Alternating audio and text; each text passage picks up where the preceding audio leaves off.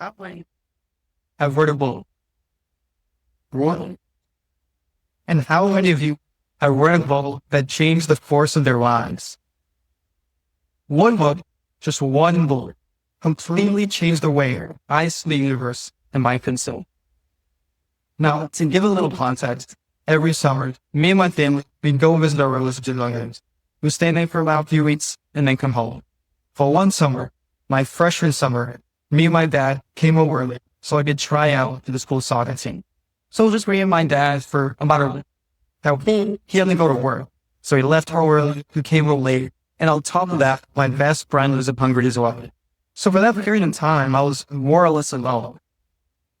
And one day, I was so incredibly bored that I went downstairs to my dad's little office, squeezed 2 shelves filled to the brim with books. And on the leftmost side of those 2 shelves, I saw a sign that stuck out. And from big bold letters, I could read Stephen Hawking. I walked over, pulled it out, looked at the title, and it turned out to be A Brief History of Time in the Universe in a Nutshell, a 2-in-1 book. I went upstairs to my room, I sat down, and began reading, thinking I'll get through the first 5 pages and then chuck it in my closet, never to see later. But that one day, I read almost 100 pages. I fell in love with topics such as wormholes, black holes, and the theory of general relativity. But before, they seemed like science fiction. But when I read that book, those books, it turned out to be theoretically possible. So once I finished those 2 books, a few days later, I went to my local bookstore. I scanned the area trying to find the science section. But once I did find it, I the door in the shelf trying to find anything that was similar to what I read. And I found Cosmos by Carmen City, Cosmic Queries by Neil deGrasse Tyson, the Pluto Files. I bought them, I came home, and I began reading, knocking 1 hour in time. I fell in love. I wanted to expand my horizons of what I knew. I didn't want to just stand there, endure it, and just have the knowledge and do nothing with it. And after a while, I realized that with this knowledge I was gaining from these books, I wanted to apply it. I didn't want to sit there and do nothing with this knowledge again. I wanted to apply it. And I began writing software that helps astrophysicists with their research. I created a blog, not just because I like writing, but because I wanted someone to stumble upon my blog and be inspired just like I was, for them to find a passion they never knew they had. And if you think about it, my story isn't that unique in the sense that every scientist is born this way. They see something they're interested in. They learn a fact, they read a book, and they want to learn more. They won't just sit around and do nothing. They want to learn more, uncover the mysteries of the field. And with that curiosity and with that determination to learn new things, it takes our species far.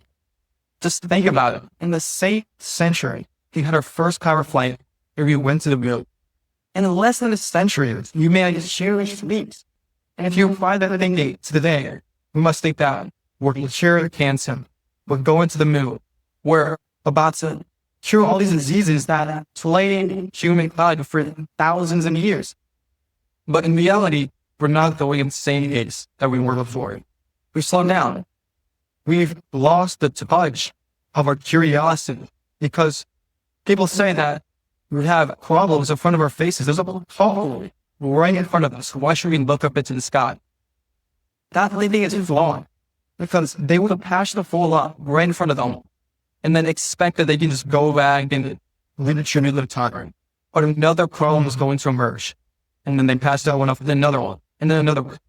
If they neglect every other part of life and just focus on the problem in front of them, they won't get anywhere. They won't make any advances. They won't do anything with anything other than the problem in front of them. Just think about it. If Einstein never worked on his theory on stimulated emission, we wouldn't have lasers, we wouldn't have welding, we wouldn't have medical treatment that saves lives. But it's because of his curiosity. It's because this saw something in front of him, didn't understand, and he wanted to learn more. He wanted to uncover the thing that he didn't understand. And with that knowledge that we gained, we applied it to involve Lincoln Lab. With the knowledge that we gain now, we solve problems in the future. And going things further back, think about cavemen. When they were experiencing fire, and their hands burned them up, they weren't thinking about cooked food. They weren't thinking about an easier life, a more comfortable life, and a warmer life. They saw something in front of them they didn't understand. They wanted to mess around with it. They were curious. They were determined. They went that curiosity with that determination combined. They innovated. They made something. They made fire and manipulated it to make life easier, to cook food, to have warmer shelters. If they never did that, we wouldn't receive.